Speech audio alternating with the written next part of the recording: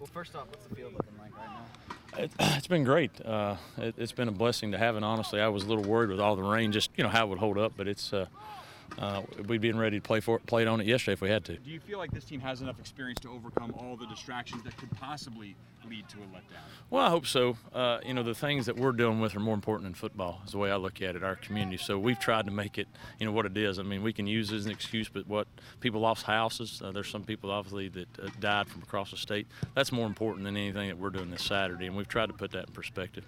And our job as coaches, as leaders, is to try to get them to understand that perspective. But when there are distractions and those things, we can't control that stuff. We've taught since day one we can control two things: effort and attitude, and that's what we tried to talk about. Whether there's 20 people here this Saturday, where it's another monsoon, we got a game to play, and we got to focus on that.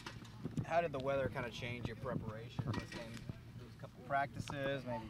Well, it's what was interesting. Our open week, we lost really more than what we anticipated. One day we didn't get to practice at all because the rain was coming in. It was lightning everywhere. And then the next day it was just a pouring rain. We practiced in it, but we weren't able to get on the field, so it was pretty sloppy. And then when school got canceled, guys were trying to come back, and we practiced Monday and Tuesday. Didn't have to cancel anything, but we didn't have our whole team here. Some guys trying to come back. So the open week was good in some ways. We got to rest, but we really need a lot of extra practice time, so we've got to make that up here these next couple of days before the game.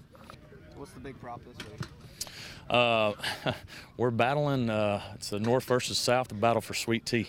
We like our tea sweet. They don't. So we're trying to battle for what our Southern heritage is. So it's a battle. We're gonna have a big gallon of sweet tea out there, and to the victor goes the spoil. So we're gonna have some sweet tea in the locker room. I'll let you digest the win. It was very emotional for us because we put so much into it and it meant so much to us.